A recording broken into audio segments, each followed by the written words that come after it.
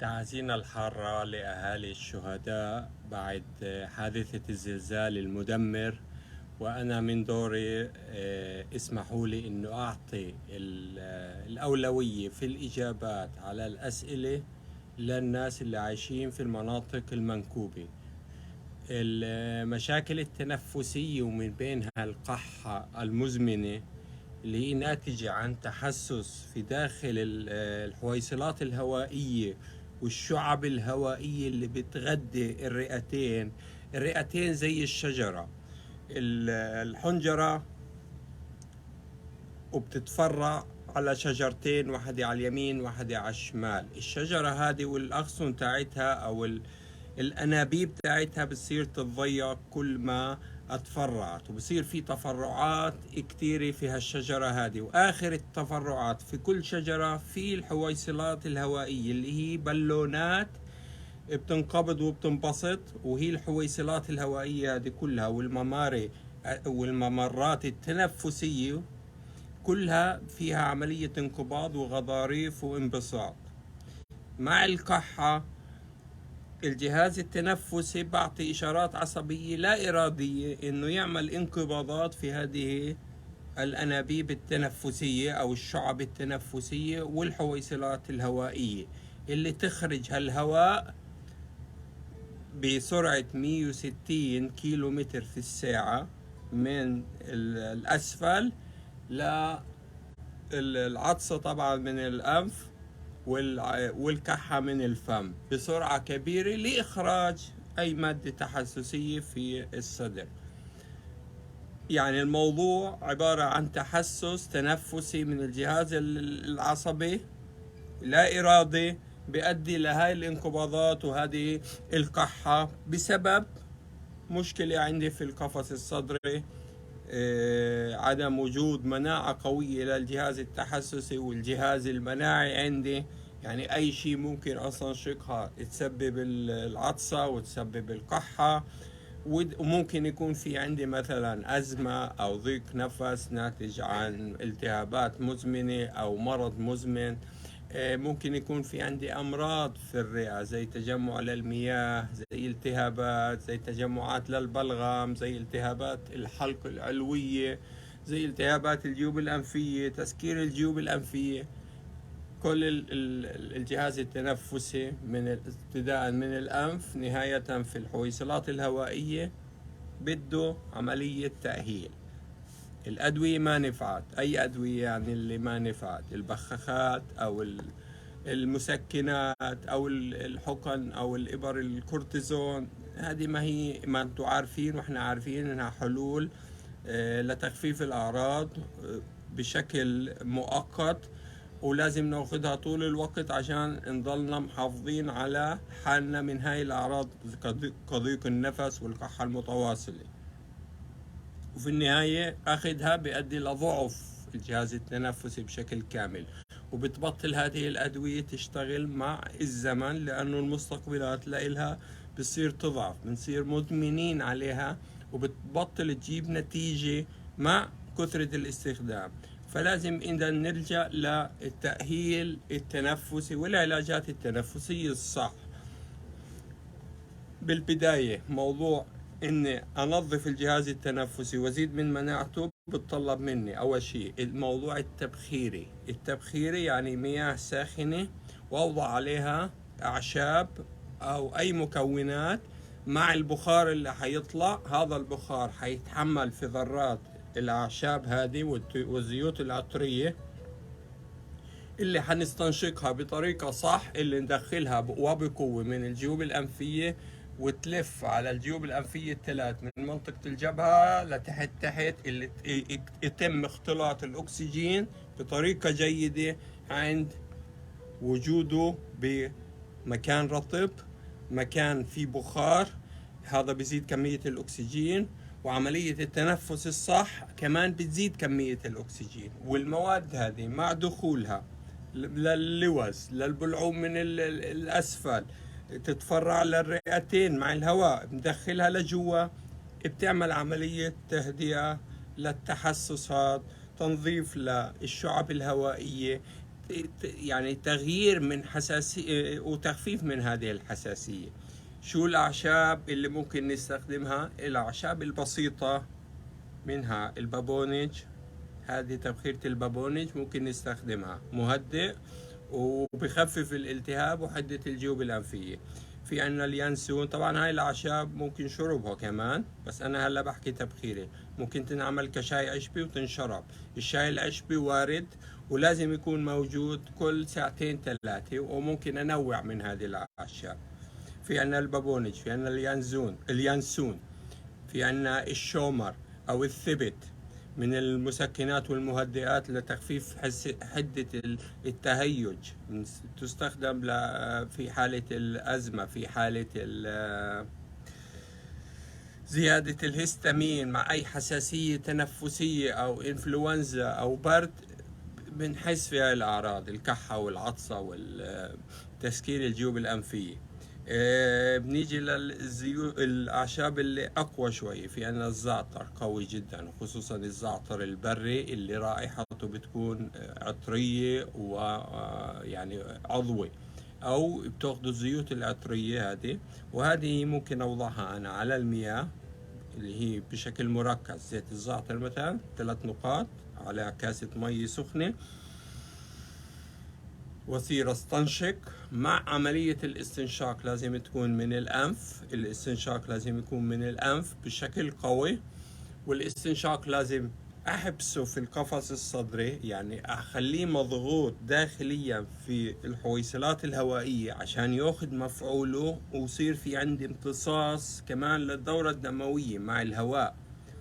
فلازم احبس النفس، وحبسة النفس مع البخار هذا بحد ذاته تمارين تنفسية لزيادة سعة الحويصلات الهوائية والشعب الهوائية. يعني منها تمارين تنفسية، وبزيد السعة الرئوية وبنشط الرئتين وبقويهم وبقوي العضلات التنفسية، ومنها بدخل مواد فعالة مضادة للالتهاب. ماشي. الزيوت الثانية عرق السوس. عرق السوس من أكثر المخففات للالتهابات والمضاد هستاميني، يعني هيخفف الكحة بشكل سريع.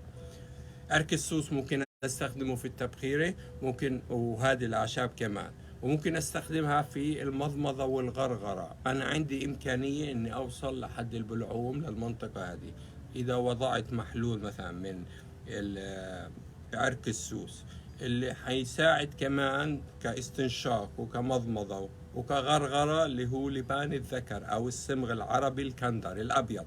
اللي أقوى منه في عندنا صمغ عربي تاني اسمه البسويليا، صمغ البسويليا أو الصمغ الأسود، بيكون لونه أسود، نوعية تانية، بس هي صموغ متشابهة كلها، فقط اللي بيختلف نوعية الشجر اللي طالعة منها الصموغ هذه.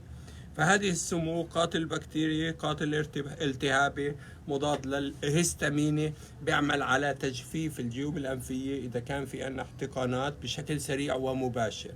فإذا بدنا نستنشقه كاستنشاق أو نتمضمض فيه أو ننظف الجيوب الأنفية في هالمحلول هذا من لبان الذكر أو من المر أو البسويليا، في هالحالة لازم بعد الاستخدام أغسل المناخير وأغسل الفم وأغسل المنطقة اللي استخدمت فيها لبان الذكر، لأنها بتعمل جفاف كتير في منطقة الجيوب الأنفية. فالزيوت كتيرة والفعالية كلها كويسة. هلا من ناحية خارجية، أنا إذا عندي حساسية بعمل لي عملية تحمية للمنطقة الصدرية والمنطقة الظهر في المياه الساخنة أو في كمادات المياه الساخنة لمدة 10 دقائق ربع ساعة. بعدين بعمل دهن بهذه الزيوت العطرية كمان، اللي هي ممكن أخلطها مع زيت زيتون أو زيت جوز الهند أو زيت السمسم. يعني أجيب ملعقة من السمسم وأحط عليه مقابل كل ملعقة 3 معالق من الأوريجانو. هاي اللي فوق راسنا، هاي الزعتر، هذه عشبة قوية. النعناع، زيت النعناع المركز 3 نقاط مع السمسم، هاي كمان عشبة قوية. عرق السوس حكيناه. الزنجبيل كويس، عشبة الليمون كويسة.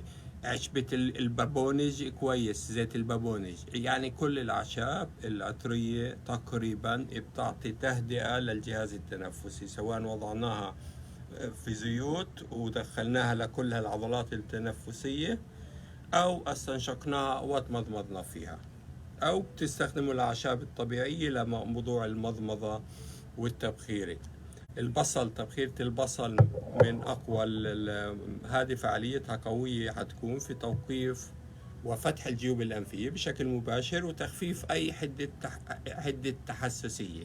وريحة البصل إذا ظلت في البيت هذه بتعطينا راحة وبتخفف ضيق النفس وبتفتح الشعب الهوائية لأن فيها كورتيزون طبيعي. البصل عدا عن الكورسيتين، عدا عن مضادات الأكسدة القوية، عدا عن الروائح الكبريتية هذه اللي البصل يحتوي على الكثير من الكبريت مع الفيتامين سي. يعني الكبريت وفيتامين سي كل هذه العناصر مش معقول انها تجيب نتيجة فعالية سواء كتبخيرة او كأكل البصل والشوربات. بس اذا بدنا نعمل البصل اذا كنا في حالة انفلونزا، حالة تحسس، حالة قحة، ما بدي أزيد التحسس، إذا أخذت البصل بشكل فريش أنا ممكن أزيد التحسس ويزيد الهستامين عندي. في هاي الحالة بقطع البصل، بخليه دقيقتين 3 لبرا، وبعدين بحطه في القلاية يا بحمره، وبعدين بحطه مع الشوربات اللي يحافظ على المواد المضادة للأكسدة هذه القوية زي الأليسين اللي هي ممكن يتم تلفها بشكل كبير مع الحرارة. فهيك باخذ بصل في فعاليته القوية كشوربات. وهي هذه الوصفات الغذائية البسيطة اللي بدها تكون لإلي. يعني أنا ما أنسى إنه ارتباط الجهاز التنفسي والأغشية المخاطية هذه في النظام البكتيريا اللي موجود في القولون. يعني الحساسية الأساس تاعها كلها بكتيريا واحدة وكلها أغشية مخاطية واحدة ساكن فيها نفس السكان اللي موجودين في القولون باختلافات معينة للمعدة لكل هذه الأغشية. ففي هاي الحالة بدي أبعد عن أي شيء تحسسي سواء أكلا أو شربا، وتقتصر التغذية تاعتي على الشغلات المطبوخة والشوربات بدون ما أكثر من الشغلات الفريش، وأخفف من أكلي شوي. التمارين التنفسية، أنا إذا عندي حساسية معناته في عندي ضعف في الرئتين، في هاي الحالة بدي أقوي الرئتين. كيف بدي أقوي الرئتين؟ عن طريق إني آخذ الحركات التنفسية هذه أعملها كل ما أقدر، قد ما أقدر أثناء اليوم. آخذ شهيق، أحبس النفس وأعمل زفير، أرفع إيدي لفوق وأزيد من حركة الأكتاف. اللي حركة الكتف بتأثر على حركة القفص الصدري وحجمه. في حال رفعت ايدي لفوق بالزاوية هذه أنا هاي أقصى وضعية بيكون فيها حجم القفص الصدري منفوخ. يعني الرئتين بتكون كمان متسعة، أكبر اتساع للقفص الصدري في هاي الوضعية. أرفع إيدي فقط لفوق. ما دام أنا بدي أعمل تمارين تنفسية، وكل التمارين التنفسية عشان نعملها صح ونزيد السعة الرئوية لازم نرفع إيدينا لفوق، ولازم نرخي العضلات المنطقة الصدرية هاي الأمامية، البكتوراليس ميجر ومينر، هاي عضلات تنفسية كمان مساعدة. فهذه وضعيات شهيق وزفير، شهيق وزفير، وانا مطلع ايدي شهيق ادخل هواء لانه الحجم بيكون متسع، وانا نازل زفير لاني بدي اطلع هواء والزفير بيكون من الفم. هذه قواعد التمارين التنفسية. في التمارين التنفسية مع ضغوطات، مثلا بحط ايدي وبصير اخذ نفس عشان الين الاضلاع من الخلف. في تمارين تنفسية عميقة للحجاب الحاجز اللي هي لازم احط ايدي على بطن، على واحدة على البطن واحدة على الصدر فقط عشان اشعر في انتقال الهواء، وركز انه اخذ نفس واحاول ادخل لجوا لا اقصى حد ممكن الهواء اللي انفخ البلالين. ممكن اعمل هاي الحركة على تقطع، يعني اخذ فرجيكم اياه وبعدين بشرح.